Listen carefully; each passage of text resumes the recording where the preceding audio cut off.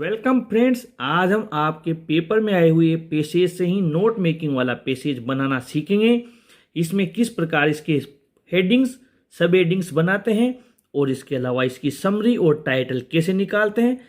आइए स्टार्ट करते हैं। सबसे पहले आपकी इतना बड़ा एक पेसेज आता है, 200-250 शब्दों का आपकी पेसेज आता है। ये पूरा आपके पेसेज ये यहाँ तक पेसेज ये, इसके बाद में आपको यहाँ तक भी आपके पेसेज ये, और फिर लास्ट में आपके क्वेश्चन आते हैं। जैसे कि लिखा हुआ है, on the basis of your reading of the above passage make notes on it using heading and सब हेडिंग। यानी कि इसके आपको बिंदु और इसके सहायक बिंदु बनाने हैं और लास्ट में आपको इसका सारांश और इसका एक उचित शीर्षक भी लिखना है। तो इसमें आपको चिंता करने की बिल्कुल जरूरत नहीं है। हमें कुछ नहीं करना है। जिस भी टॉपिक पर यहाँ पर पेसेज आया हो, आप सबसे पहले उसका शुरुआती लाइंस देखें।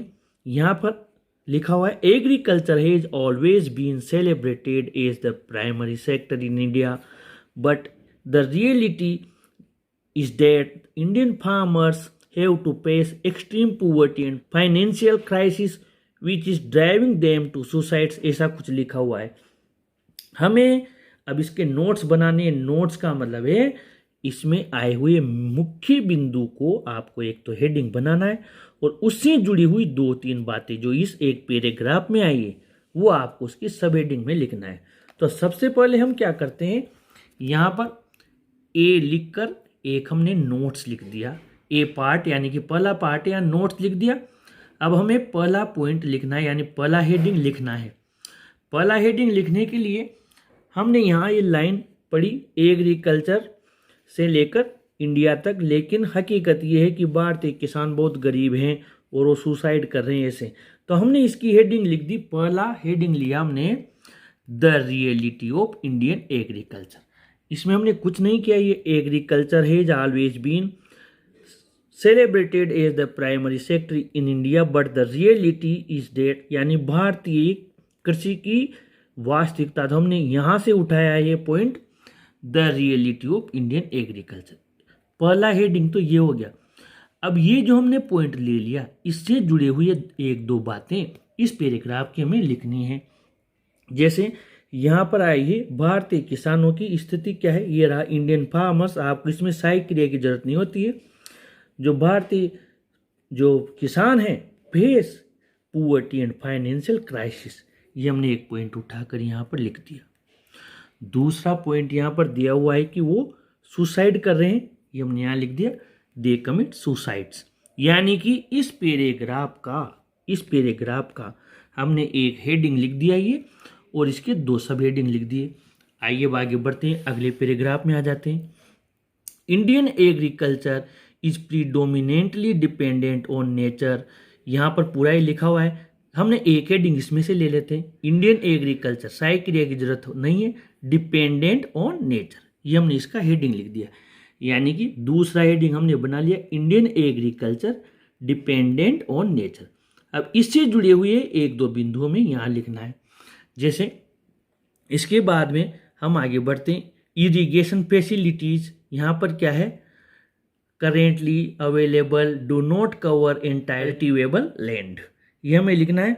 इरिगेशन से जुड़ा हुआ है तो ये पॉइंट हमने यहाँ लिख दिया।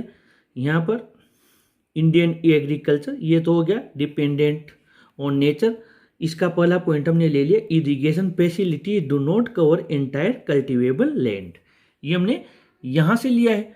दूसरा पॉइंट देख लेते हैं, भारतीय किसान if the farmers are at the mercy of monsoon, यानी मानसून की मर्सी पर भी निर्भर है, और इसके अलावा वो किस पर, eight the mercy of government, यानी भारतीय किसान 2 तरह की दया पर निर्भर है। 2 आ गया, मर्सी ऑफ मानसून और मर्सी ऑफ गवर्नमेंट।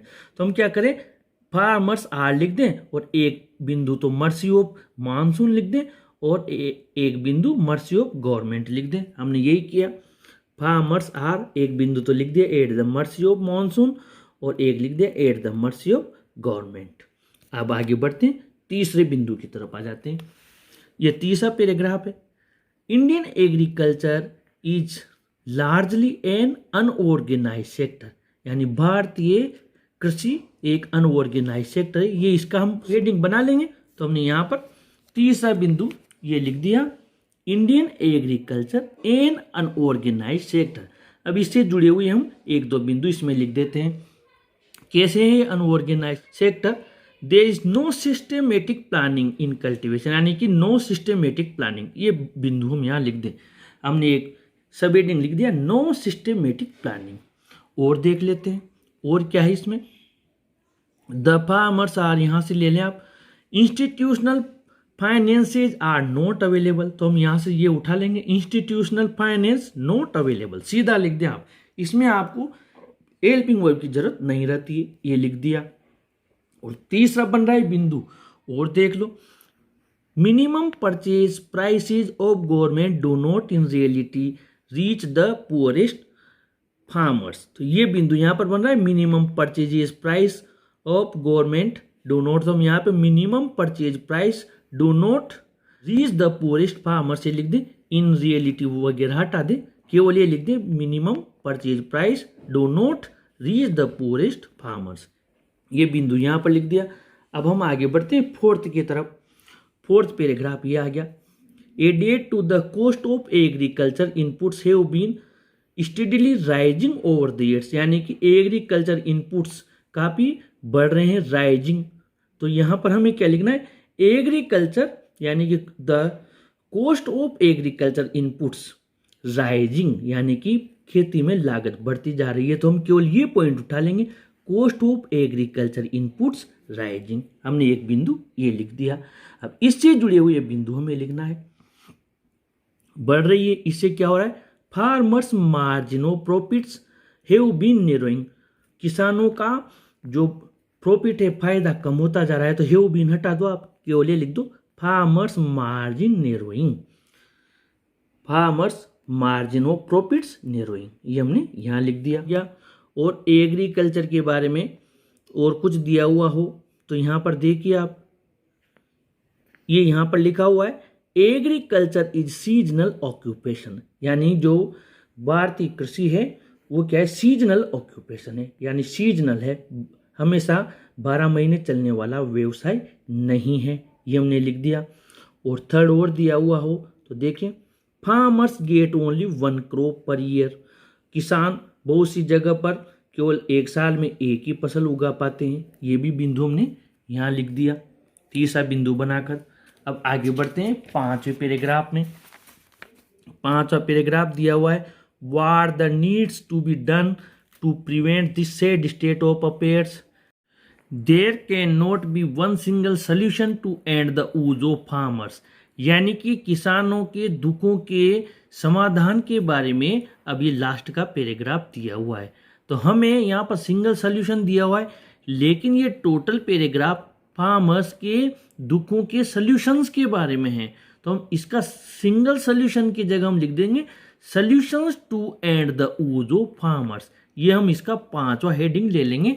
तो हमने यहाँ पर पांचवा हेडिंग लिख दिया है, यहाँ पर solutions to end the woes of farmers, क्योंकि आप देखिए सॉल्यूशंस ही दिए हुए, गवर्नमेंट एफर्ट्स, गवर्नमेंट की जो मदद मिलेगी उसके बारे में दिया हुआ है, सोशल रेस्पॉन्सिबिलिटीज़ के बारे में दिया हुआ है, और general public NGO corporate and other organisation, यानी उनके समाधान, उनको मदद के बारे में पूरा पैराग्राफ है। इसीलिए हमने यहाँ पर solutions to end the woes of farmers बनाया है, और ये हमने यहाँ पर लिख दिया solutions to end the woes of farmers. ये हमारा पांचवा हेडिंग हो गया। किसानों की इन दुखों का अंत किया जा सकता है। इसमें से आप बिंदु देख लीजिए। पहला तो दिया हुआ है, government effort should be targeted at improving the entire structure of small farm, यानी गवर्नमेंट की हेल्प मिलना जरूरी है। तो हमने यहाँ पर सीधा सा सिंपल सी लैंग्वेज लिख दी, गवर्नमेंट हेल्प। दूसरा बिंदु, इसमें से आपको मोटे मोटे बिंदु उठाने, सोशल रेस्पॉन्सिबिलिटी यानी सोशल हेल्प, सीधा सामने लिख दिया, यहाँ पर सोशल हेल्प मिलना चाहिए। और थर्ड बिंदु यहाँ पर और दिया हुआ है, यहाँ पर general public NGOs corporate and other organisations, यानी इनकी भी हेल्प मिलना जरूरी है। तो हमने ये बिंदु भी यहाँ पर लिख दिए तीसरा बिंदु बनाकर। इस प्रकार इसके हेडिंग और हमने सब हेडिंग बना लिए। अब मामला आता है समरी का और टाइटल का। तो टाइटल हमें आपने ये पूरा अभी पेशेज देखा, इसमें एग्रीकल्चर आया है और भारतीय किसानों के बारे में आया है। तो हम इसका सीधा सा टाइटल ढूंढने का एक ही तरीका है, एक ही बिंदु बार बार आएगा, एग्रीकल्चर इंडियन फार्मर्स। इसमें भी देख लीजिए इंडियन एग्रीकल्चर फार्मर्स, आपको वही बिंदु इंडियन एग्रीकल्चर और फार्मर्स, यानी कि ये पक्का है कि जो बिंदु बार बार पूरे पेसेज में रिपीट हो रहा है वही उसका टाइटल होता है। तो इसका टाइटल हमने यहां लिख दिया इंडियन एग्रीकल्चर एंड फार्मर्स, या फिर अथवा में इसका दूसरा title the condition of Indian farmers भी हो सकता है। अब बात आती है समरी यानी सारांश की। तो सारांश 1/3 हिस्से में लिखा जाता है पेसेज के में, यानी कि लगभग आपको 80 से 100 शब्दों में इसका सारांश लिखना है। सारांश के लिए आपको जैसे हमने पॉइंट्स ढूंढे वैसे ही आप 1-2 लाइन्स इस पैराग्राफ में से लिए मेन, और 1-2 लाइन्स आप यहाँ से उठा लीजिए, 1-2 लाइन जिसमें से ले लीजिए। इस प्रकार आप इन 5 पैराग्राफ में से एंड तक आप लगभग 10 लाइन्स इसी पेसेज में से बना के लिख दें। अगर आपको अपनी लैंग्वेज में लिखना आता है थोड़ा बहुत सेंटेंस मेकिंग, तो अपनी लैंग्वेज में लिखें, नहीं तो पेसेज तो कहीं नहीं गया। आप इसी में से 10 लाइन कम से कम समरी में लिख के आए और आपके नोट्स मेकिंग के फुल मार्क्स आएंगे फ्रेंड्स। आशा है हमारा प्रयास आपको जरूर अच्छे मार्क्स दिलाएगा। अगर आपको ये प्रयास अच्छा लगा हो तो आप चैनल को जरूर सब्सक्राइब करें। Thank you.